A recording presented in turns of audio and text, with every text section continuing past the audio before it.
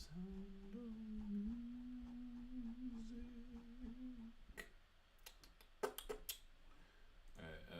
Test.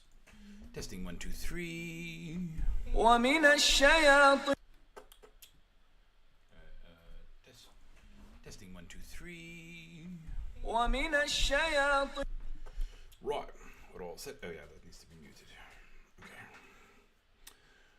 A 1, 2, a 1, 2, 3, 4.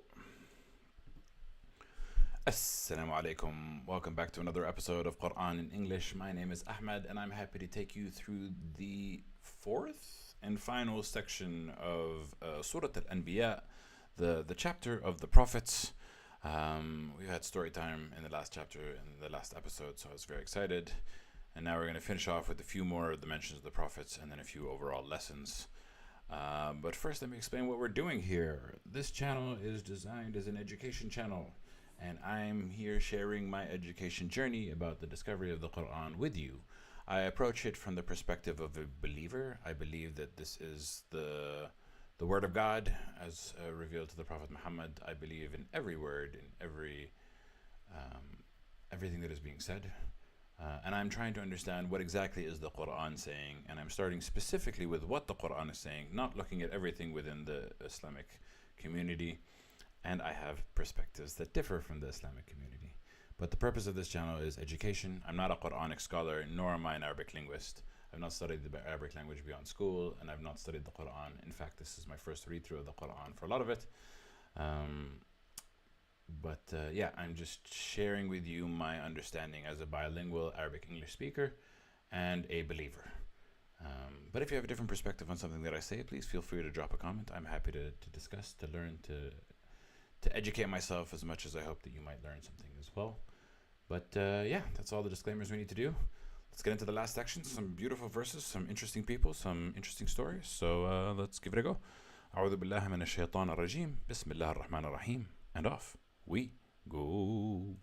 وأيوب إذ نادى ربه أني مسني الضر وأنت أرحم الراحمين. And Job, Ayub in Arabic, but Job in English, you might have heard of his story. When he called to his God, his Lord, same word for Lord, same word for God. Indeed, it has touched me, adversity has touched me. And here they add the caveat of the loss of his health, the loss of his wealth, the loss of his children. Yeah, Job was tested the most, if I can recall. I don't know Jesus' story that much, so I don't want to kind of complain. But Job is someone who was, Ayub was someone who was completely tested to the brink of, insanity and suffering. And he still called out to God, please, adversity has touched me, and you are the most merciful of the most merciful. Arham ar-Rahimin. And again, that's why whenever I see the word al-Rahim, it's the same, it's the word of mercy. Maybe Rahman is different than Rahim, and I'm just being a bit amateurish, but it's kind of, this is how I understand the concept. But essentially, he's still saying that you are the most merciful, and even though he suffered the most, and even though he was under a lot of duress and under a lot of stress and had lost his family, his wealth, his health, he still cried out to God, saying respectfully that you are the most compassionate. And so, what did God do in response? فاستجبنا له فكشفنا ما به من ضر وآتيناه أهله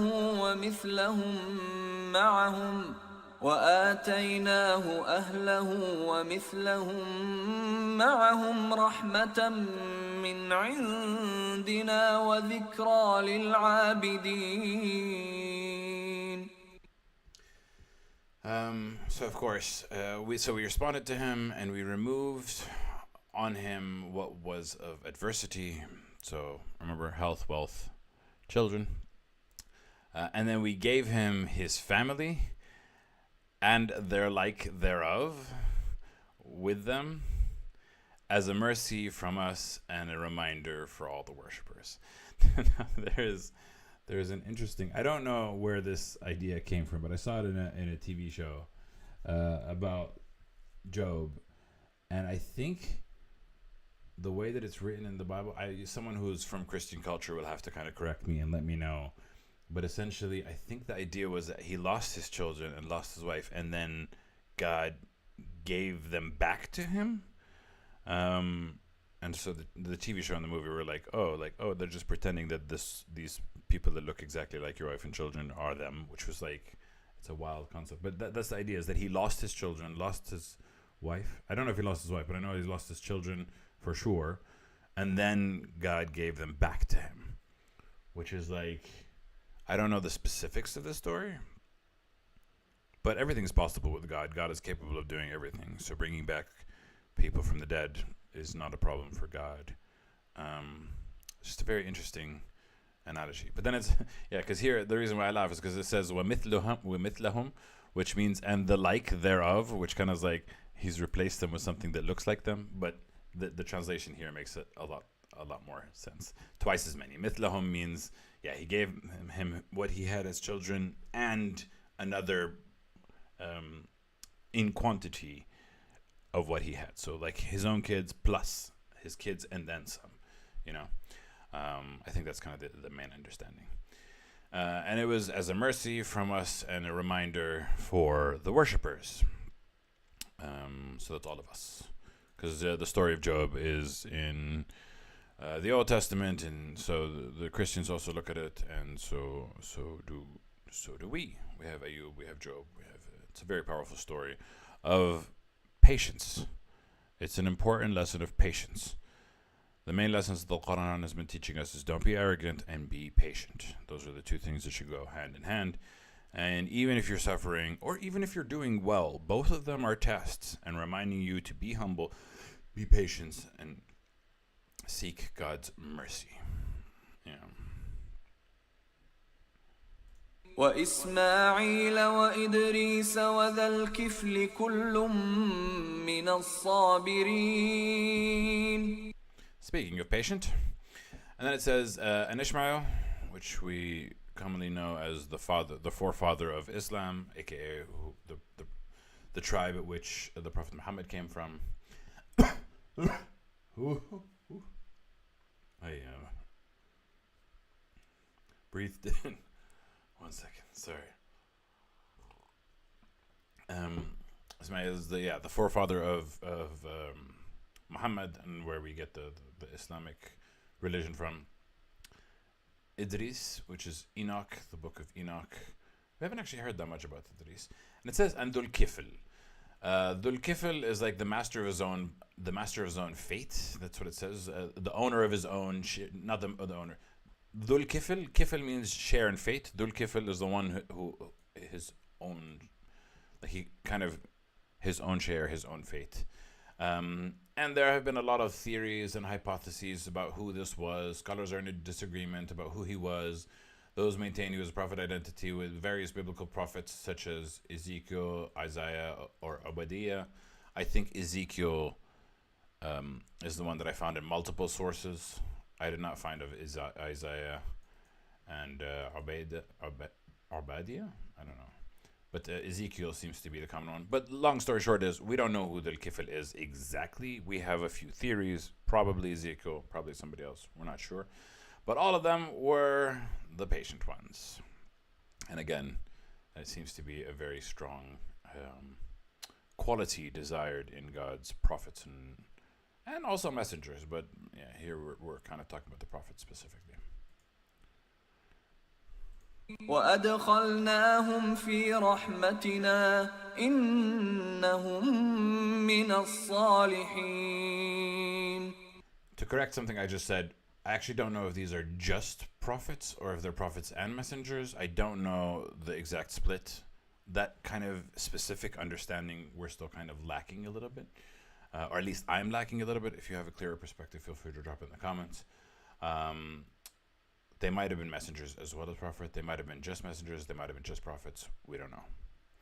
But anyway, it says, and we admitted them all in our mercy, which again, that's kind of the whole point of our existence. The whole point of our existence as descendants of Adam and Eve that fell from heaven is to earn God's mercy upon us so that we can return back to heaven, or fail to earn his mercy and continue to suffer within this world and the afterlife to begin.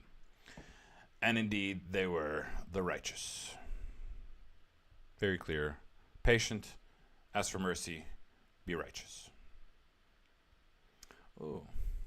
وذا النون إذ ذهب مغاضبا فظن أن لن نقدر عليه فنادى في الظلمات أن لا إله إلا أنت سبحانك إني كنت من الظالمين. Now this is very interesting. It says, and of the noon. Noon is a letter in the Arabic. It's the letter. You'll see it. It's like the U with a dot above it. You can kind of see it. The U with a dot above it. It's also this noon, but this is what it looks like on its own. Then noon is like the one of the noon. But we know, we hear it's translated as to who we understand him to be. We understand him to be the man of the whale, aka Yunus.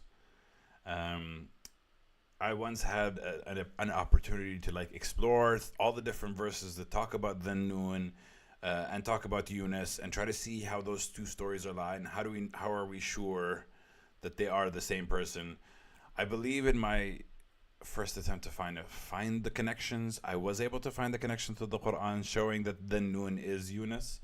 But I will probably revisit this at the end of the series when I take certain topics and certain people and certain identities and certain concepts, and flesh out all the different verses that talk about them. But for discussion's sake right now, let's take the Nun as Yunus, as the man of the whale, because Yunus was swallowed by the whale, which we believe because there's other verses that say that he was on the ship, and then they drew lots, and he drew the short end of the stick, so they sacrificed him to the water so that they can appease the rest of their journey. But either way, let's see what it says about Dannun, the man of the whale. When he went angrily, then he thought that we would never decree, we would never be capable of, we would never restrain him. نقدر عليه. Yeah, we would not. Decree is not. Yeah, decree is from qadar, to put something on his fate. But naqdir is also to be capable over him, and that we wouldn't do anything about him. So the concept here is that he was a prophet and a messenger, I think, and he was tasked with the understanding is that he was tasked with a message to his people, but his people weren't listening, so he got angry and he left, thinking that there aren't going to be any consequences, and there aren't going to be any repercussions. And then he gets on the ship, gets thrown off the water, gets swallowed by a whale, and then the verse continues here. So then he called there in the darkness, so we understand this to be called within the whale. All of those context is kind of missing, but I think in other verses it talks about it. It does mention him as the man of the whale in other verses. So in order to get the complete story of any specific prophet or messenger, you always have to go through multiple verses, multiple different sections, and it's kind of like it gives exposition at different times, so it's hard to get it all from this one verse. And he called from the darkness, aka from the belly of the whale, that there is no God except for you. Glory be to you. Indeed, I am of the wrongdoers. Now, fun fact, I say this twice at the end of every my prayer. I say astaghfirullah inni kuntu min al-zalimin, which means I indeed was one of the wrongdoers. This is a habit that I kind of picked up since I first reverted, primarily because when I first reverted, I realized that I was misguided for quite some time, and I was a bit lost, and I was a bit confused, and I needed God to guide me and help me and bring me back to the correct path. And so yeah, I just built into the habit, and I kind of kept the habit because, you know, even if you're a believer, even if you're trying to do good, we make mistakes. Everybody makes mistakes, and we're all trying to do our best, and we're all trying to believe and find the best way forward. So it's just a good one to say. But there's a reason why I also say it all the time, is because I also felt a time when I was in trouble, when my soul needed to be saved, when I was a little bit lost, when I was a little bit confused, very much as the Nun was in the darkness. It says in this verse, it doesn't say the whale, but you can just imagine he was in a dark place, that he went after he was angry. He was angry, he was in a dark place, he prayed to God. And then what happens after you pray to God, asking for mercy and seeking forgiveness? فاستجبنا له ونجيناه من الغم وكذلك ننجي المؤمنين. So we responded to him and we saved him from the distress, from the anguish, and thus we save the believers. And that's kind of, there's also, I think that he's mentioned also in As-Safat, which we haven't covered in this. It's one of the chapters of the Quran that we haven't mentioned. We will review. But yeah, it's mentioned that he kind of kept mentioning God's names and praying to God and asking to God and asking for forgiveness, and essentially he was saved. And that's kind of the philosophy and model that I've taken. So aside from saying that إني من الكافرين استغفر الله العظيم إني من الظالمين, to say that I'm one of the wrongdoers, I also kind of try and mention God's name as often as possible. Allahu Akbar, Subhanallah, Astaghfirullah, Alhamdulillah. Yeah, because it's kind of like aligning yourself with God saving you. And there's this recurring theme throughout the Quran that all peoples are destined for some sort of suffering, some sort of pain, that living in this world, it's not easy. Whether you're obviously, this specific case of the Nun is that he angrily didn't do his duty and he was suffering as a result of it. But also sometimes just life happens and sickness happens and loss of loved ones, and you have to get up and strive and try. So you always have to kind of be praying for God's mercy and praying to God. And praying, of course, if you're praying, you're doing a good enough job. But for me, I just like to follow the lead of what I'm learning from these prophets, and say that I consistently have to ask for forgiveness and for mercy and for guidance. Kind of always reminding you that with God lies our salvation. Yeah. وزكريا إذ نادى ربه رب لا تذرني فردا وأنت خير الوارثين. And Zechariah, we covered him in Surah Maryam a couple chapters ago. And Zechariah, when he called to his Lord, my Lord, do not leave me alone, aka without children. وَأَنْتَ خَيْرُ الْوَارِثِينَ, and you are the best of inheritors. Which is I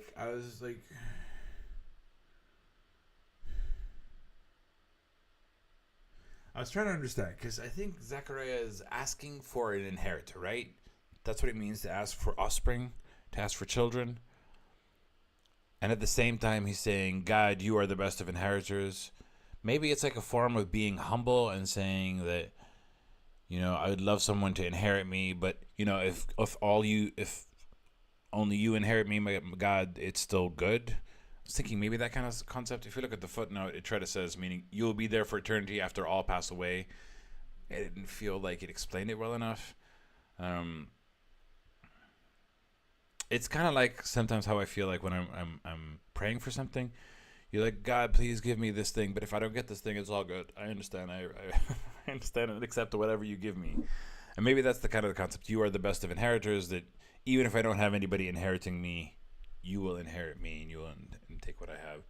And that would be best. Maybe that's what it means. But either way, Zechariah asked for it. And if you remember from the chapter of Surah Maryam, Zechariah had a son. Who was that son? Let's see. فاستجبنا له ووهبنا له يحيى وأصلحنا له زوجه إنهم كانوا يسارعون في الخيرات ويدعوننا رغبا ورهبا وكانوا لنا خاشعين. So we responded to him and we bestowed him. And I want to point out that it's always responded and then we granted.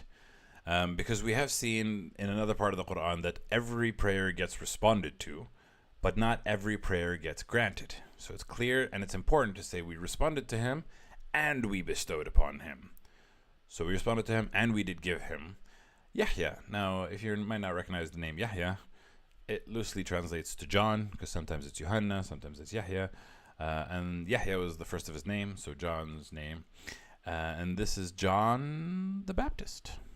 You might know him from his connection to Jesus, which I think is a very, very interesting character, and he seems very cool. And we cured for him his wife, and we made his wife fertile.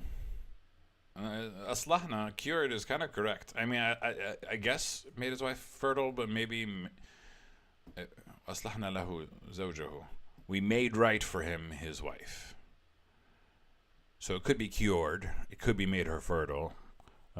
She could have been sick and she got better. She could have been infertile and she got fertile. They just say that aslahna lahu zawjahu. We fixed her up. Indeed, they used to, so we're talking about the family of, we're talking about the family of Zachariah, his wife, and his kid John. Indeed, they used to hasten in good deeds. So yusari'un fil khairat, hasten in good deeds. It's a beautiful expression, like they're trying to do as many good deeds as possible. Bam, bam, bam, bam, bam, bam, bam. Good deed after the other, after the other. And another expression from the Quran comes to mind, يَتَسَابَقُونَ فِي الْخَيْرَاتِ, which means they compete or they race in good deeds. And usually when it's talking about Christians, Jews, and Muslims. And we'll cover that differences quite soon in these next verses. But I like this. يَسَارِعُونَ فِي الْخَيْرَاتِ. They speed up, they hasten in good deeds, and they call to us, pray to us, in hope and in fear. And those, I feel like, are two sides of the same coin. I'm going to give an example from tarot cards, which is like, I know we're not supposed to be reading tarot cards, but one of the spreads was saying what you hope and fear. And they're both usually connected. You hope something works out, and you fear that it doesn't work out. Right? It's kind of two sides of the same coin for everything. You hope that you have good health, and you fear that you won't have good health. It's the positive and the negative, right, that you're calling for. You're calling for positives and you're calling to stay away from negatives. It's kind of interesting how hope and fear are intertwined. I always used to say that the opposite of fear is faith. And in a way it is, because if you're afraid something will happen, you don't have faith that it'll happen. And if you have faith that it'll happen, you're not afraid it won't happen, you know? But it depends on what type of fear are we talking about. Having fear versus fearing something. Different kind of concepts. But essentially, the family of Zachariah, Yahya, Zachariah, John, and his wife.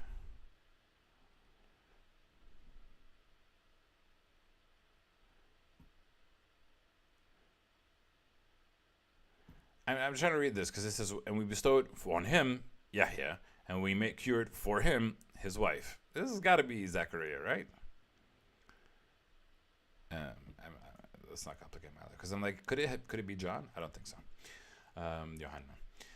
Essentially, they were good people. They sped up in good deeds, and they supplicate, and they called upon us for hope and fear, and they were to us submissive, humble, in awe, kind of like holding God reverent. It's kind of very, very, very beautiful.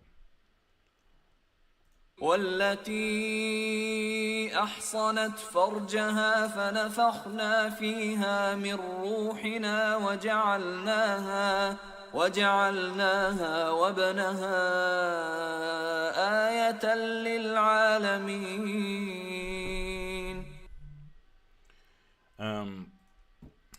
and she who guarded her chastity. You may have heard of her before.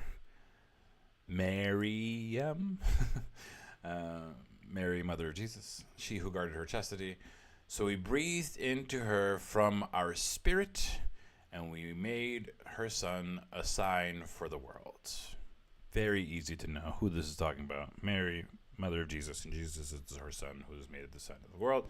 Now here they've added the word Gabriel, because Gabriel breathed into the sleeves of Mary's garments, so she conceived Jesus. Possibly true. Whenever God says we breathed, again, I said it can refer to God. It can refer to God's agents as well. God's spirit can be its own thing. God's spirit can be delivered from the angels. There's a lot of kind of ideas of how this can be done. But this is definitely talking about Jesus. إن هذه أمتكم أمة واحدة وأنا ربكم فاعبدون. Indeed, this is your religion, one religion. هذه أمتكم. Oh, this is your religion, a religion that is one. Like all these people, all these prophets, all these messengers, they're all a part of one religion and one tribe. And it doesn't say religion specifically. It says ummatukum, that which you believe in. So religion is kind of the closest, but it's like your faith. It's your faith is one. These are one people, one group. It's a sense of identity. It's a sense of unity between all of them. It's not saying, oh, the Jews, the Christians, the Muslims. However, and I am your Lord, so worship me. Very clear, God is in the message. And here comes the however. وتقطعوا أمرهم بينهم كل إلينا راجعون. And they cut off their affairs between them. So here they translated it, they divided into sects. I think that kind of makes sense. So all the messengers, all the prophets, they're all saying one message and one clarity, but the people separated in certain ways. And I do believe that that's a part of God's plan, for example. Because it said so in chapter 2. All of them will be to us returned. Everyone will go back to God. So the question is, who's right? The Muslims, the Christians, the Jews? Let's simplify. Let's see what the Quran says about this. فمن يعمل من الصالحات وهو مؤمن فلا كفران لسعيه وإنا له كاتبون. Then whoever does from good deeds, righteous deeds, while he is a believer. Believer in what? Believer in God, the angels, the afterlife, his messengers, his prophets. Primarily believe in God, primarily believe that there is one God, which technically all the people of the book do. Technically, let's not get into arguments. But whoever does goods and he's a believer, then his effort will not be rejected. And indeed, we are for him the recorders. We record every good deed. Believe and do good deeds. That's it. That's the simple formula for how to get back into God's good graces and how to get back to heaven. Believe, do good. Simple. وحرام على قرية أهلكناها أنهم لا يرجعون. It is forbidden for any village that we have destroyed that they will not be returned, resurrected, judged. Every single village, even here specifically talking about the villages that were destroyed, they will be returned. They will be questioned. They will be judged. They will be asked, and they will be treated fairly, essentially, is what is being said. Because, the Quran makes the promise multiple times in the world that no good deed will go unwritten and no bad deed will go unwritten. Everything will be recorded. Everything will be reviewed, and every soul will earn what it got. And they'll do good. حتى إذا فتحت يأجوج ومأجوج وهم من كل حدب ينسلون. That is terrifying. Until when it has been opened Ya'juj and Ma'juj, Gog and Magog. We talked about them in a few verses. They were sealed away by the Qarnayn, the one of two horns, right? Yeah, Dhul Qarnayn, the mighty man that kind of sealed them away because he was traveling along the lines, and he found them torturing a village and people, and he sealed them behind a valley, behind a wall that is iron, and that wall will collapse and they will be released on as one of the signs of the days of judgment, or just before or just after. It's a bit unclear, but when it's open and Gog and Magog are released, and they are from every elevation descending, swarming down from every hill. And if you want to know the specific verses, we covered them in chapter 18, Surah Al-Kahf. Oh, you can't really see it here. Surah Al-Kahf, 93 to 99. You'll see the story of Dhul Qarnayn. And like, this is the expression of all hell breaks loose. Like, when Gog and Magog are released, GG, things about to go. That just, it feels like a horror film. It feels like devastation. It feels like wildness. Yeah. واقترب الوعد الحق فإذا هي شاخصة أبصار الذين كفروا يا ويلنا قد كنا في غفلة من هذا بل كنا ظالمين. And the promise has approached in truth, ushering in the truth. واقترب الوعد الحق. The promise of truth has approached. So then behold, it is staring at the eyes of those who... هي شاخصة أبصار. The ones who disbelieved, sights will stare at it, and they will say, woe to us, verily we had been in a ghafla, in like... Yeah, heedless is the best way to do it. We didn't pay attention. We weren't focusing. Oh my God, we were so like not looking at what we should have been looking at, not focusing on what we should have been focusing at. Of this, nay, we used to be wrongdoers. Ushering in the true promise. I didn't actually see this. Oh, the final hour. Yeah, the final hour. This is Judgment Day, and this is talking about Gog and Magog, when they're released, when all hell's breaking loose. People would be like, this is the end of times. I remember there was somebody else who was saying that the believers won't be worried in this point in time, but the disbelievers will be in horror and crying, and the people who believe will be like, oh yay, Judgment Day. We'll review it when we get to it. And it always says, and it has approached the promise of the true. Oh, okay. So when this is opened, the promise of true would have approached. And this is kind of why it's the sign of the Judgment Day, sign of the end of times. Yeah.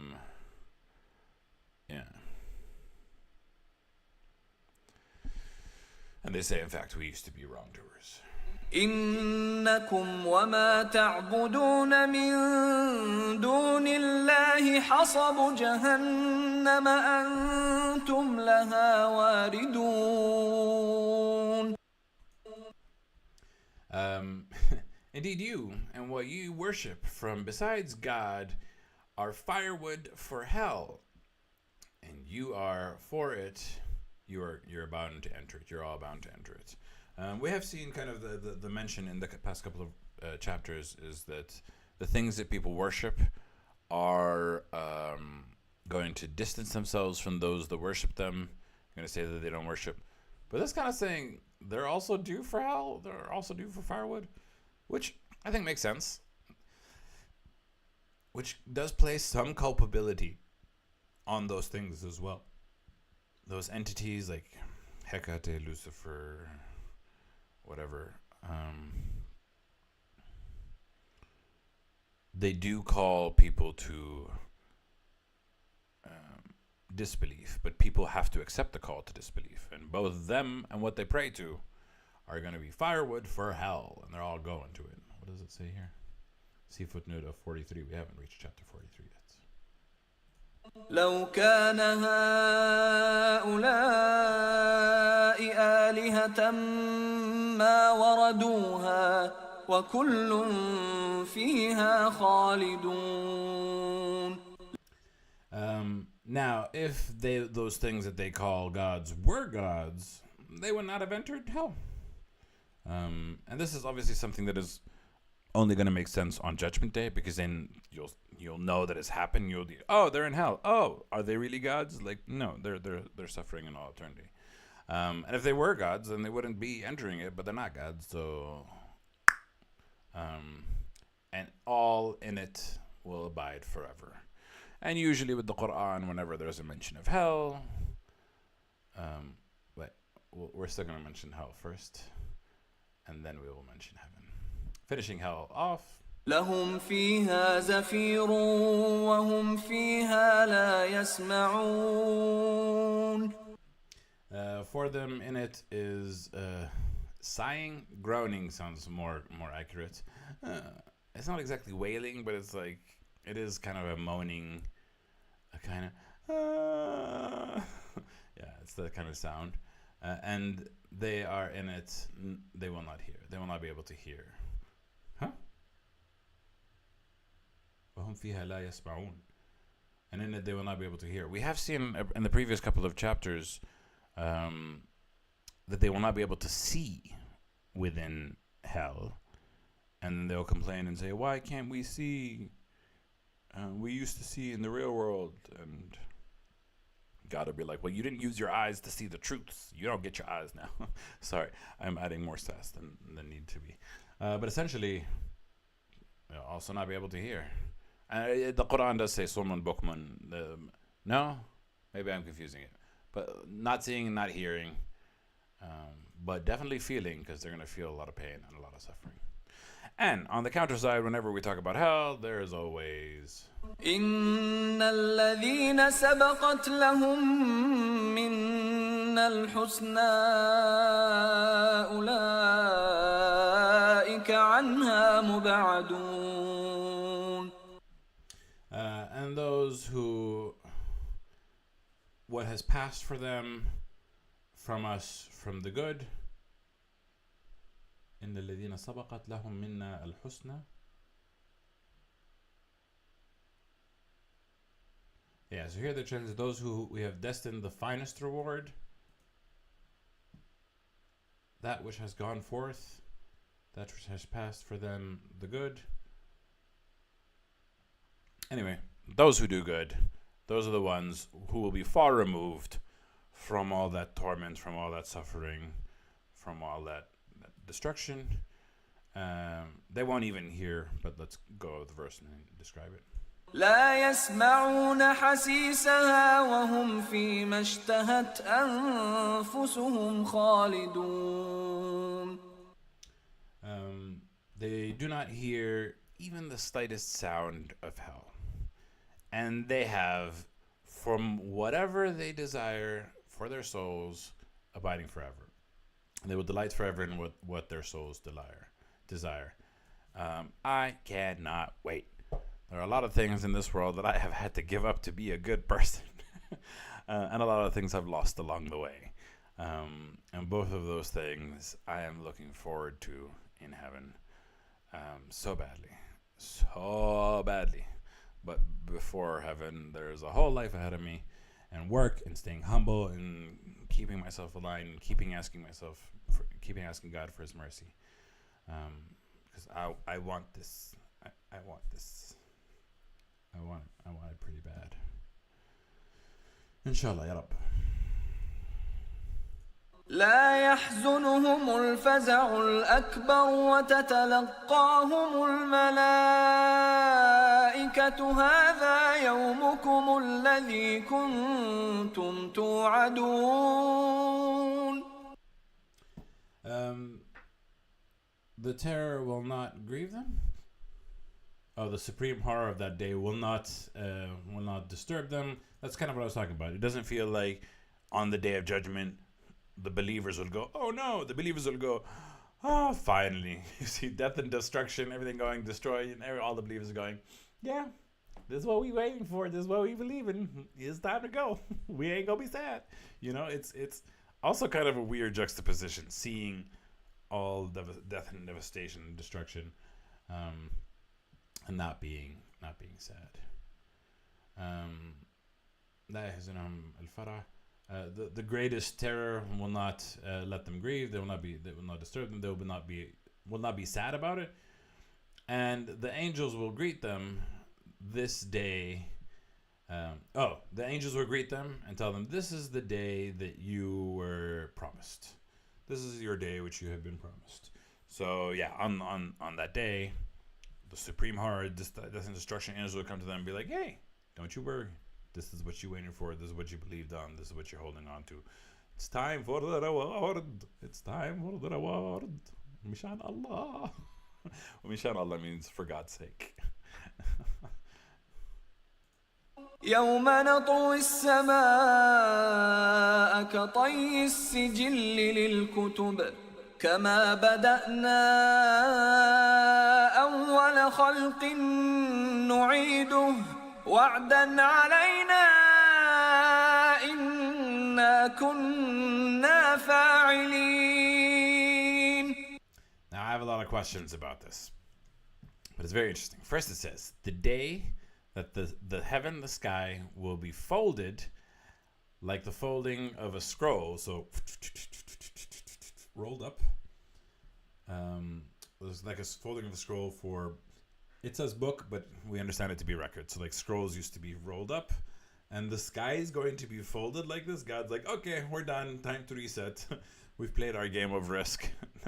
We've played our game of believe. If life was called a game, if there was a name for the game of life, it would be called believe. Do you believe or do you not believe? Because that is the main test of this whole experience. Are you able to find your way back to God without evidence for it, essentially? But what's interesting, aside from the visual of, the sky will be rolled up like a scroll, it's interesting that it says the sky, or the heaven, not the earth. I'm very curious as to why that's the case. It will, then the Quran says, and God says, as we began the first creation, we will repeat it. Which is like, what is being said here? Is the first creation talking about Adam and Eve in heaven? Because the Quran does say that in other parts that the earth will be replaced with another earth.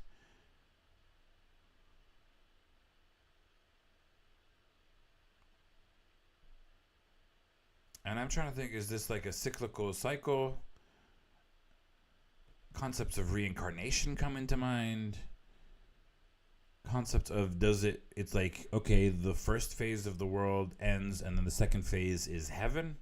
Maybe heaven essentially is just us on earth, part 2, the remix, but with our loved ones and those who did good.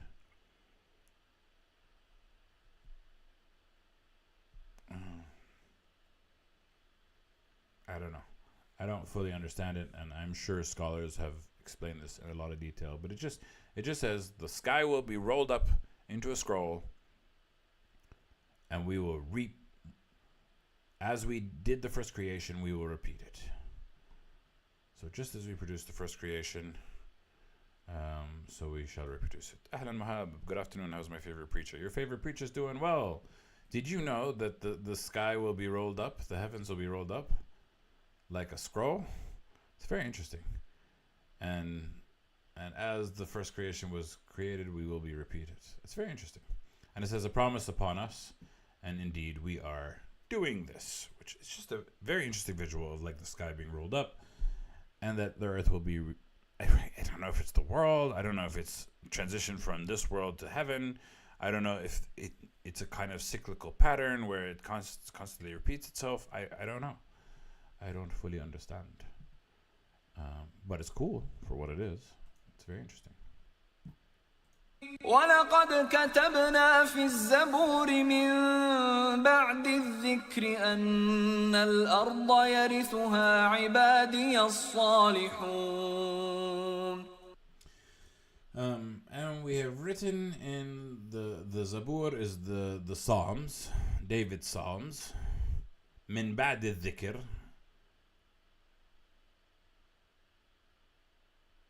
following the heavenly record.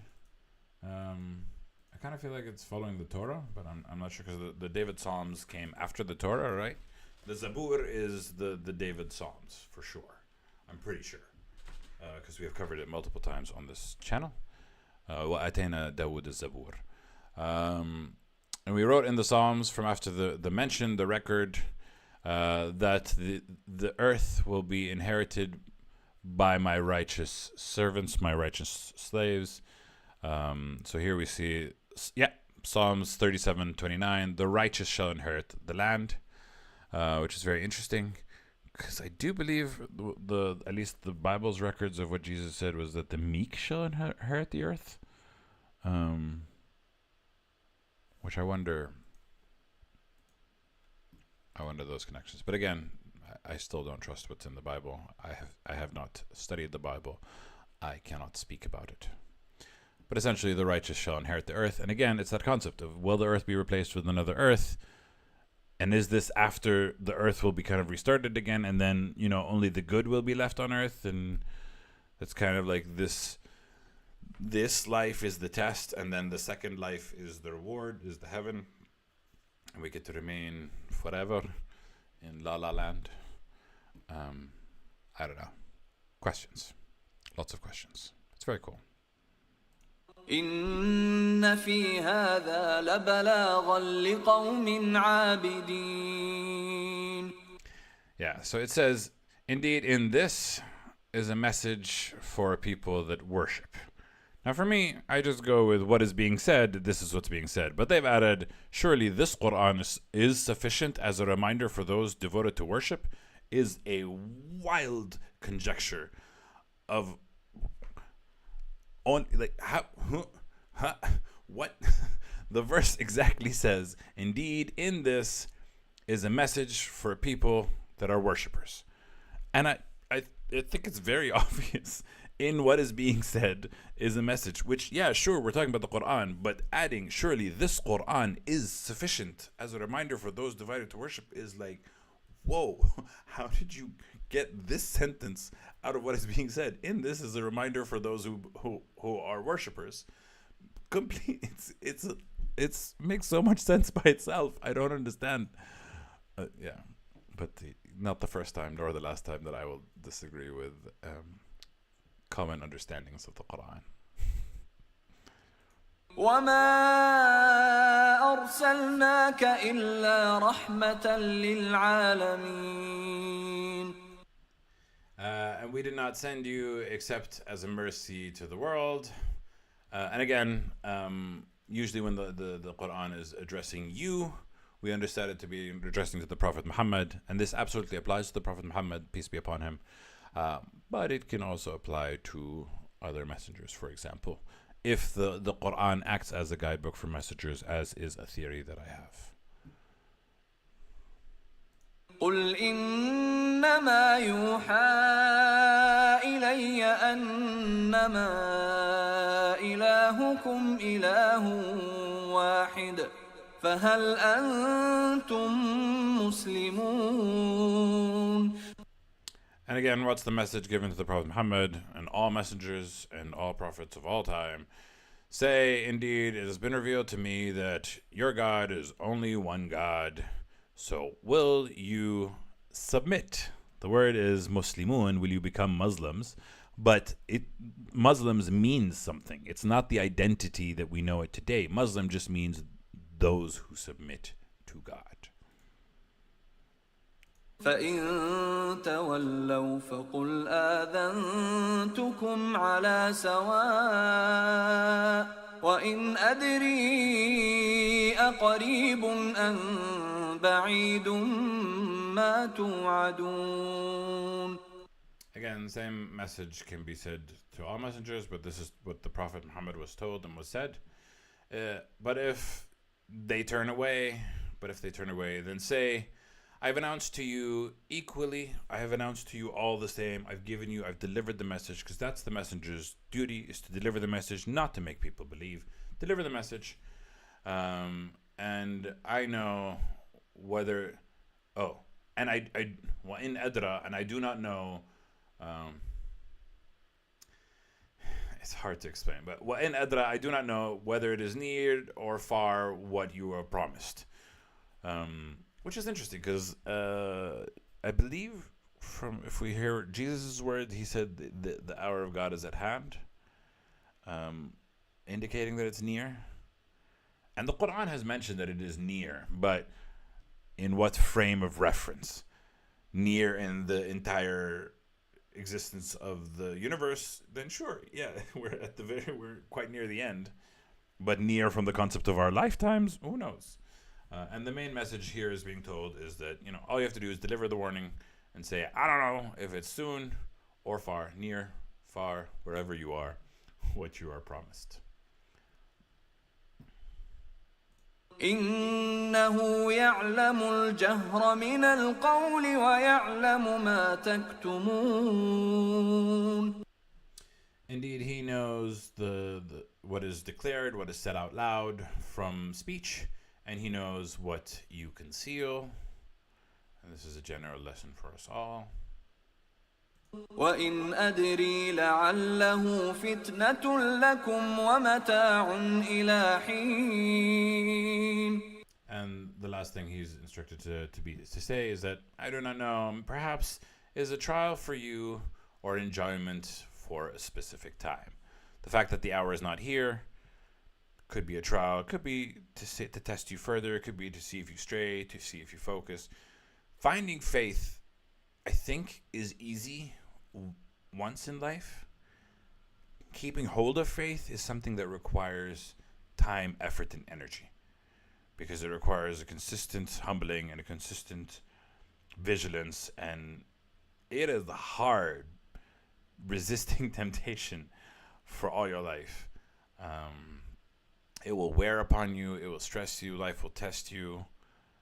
So maintaining faith in the long run is difficult. And therein lies the difficulty of the game Believe, aka the game called life. Do you maintain belief? Do you invest in belief? Or do you succumb to the distractions of life? And yeah. And the last verse for today. قال رب احكم بالحق وربنا الرحمن المستعان على ما تصفون. My Lord said, judge in truth, judge justly, be fair, be true, be accurate. And our Lord, and here's the word, Ar-Rahman, and they've added the most gracious, not the most merciful. I can't. And our Lord, the most gracious, Al-Musta'an, the one whose help is sought, the one who we lean on for help, the one who we depend on for help. Al-Musta'an, ala ma tasifun, over what you attribute. وربنا الرحمن المستعان على ما تصفون. And our Lord, the most gracious, is the one who is sought against what you attribute.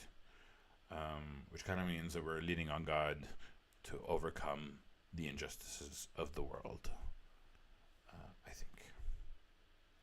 Cool. Oh, interesting. Every time I end one chapter of the Quran, I look at the next chapter and I go, oh, interesting. This one says Al-Hajj, which the word translates to the pilgrimage, essentially. And it talks about, I believe, the Great Pilgrimage. I haven't covered that chapter before, so I would assume this is where it talks about Al-Hajj and going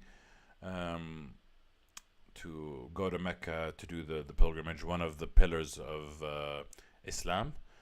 But we'll find out in the next chapter. And I'll see you guys next Monday. Maybe sooner, but we'll see. Next Monday, inshallah. Yeah. And that's it. We always end with Sadaq Allah al-Ali al-Azim. I love you. Thanks for watching. I appreciate you. Ma salama. Get out of here. Bye.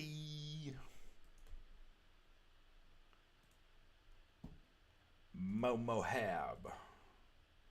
Oh hey. Oh hey. He's here. He's saying yay. Monday. I can't wait to learn more. Oh, I got you a gift. You are not. I'll send you a picture of it.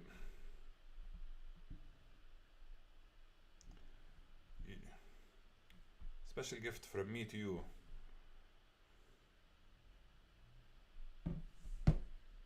Check your WhatsApp. It's a special gift.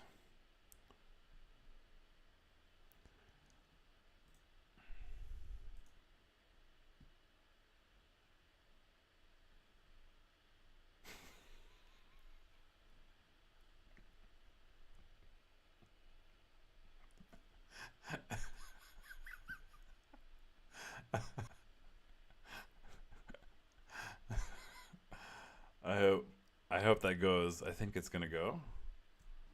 You hope that goes? You think it's gonna go? What does that mean?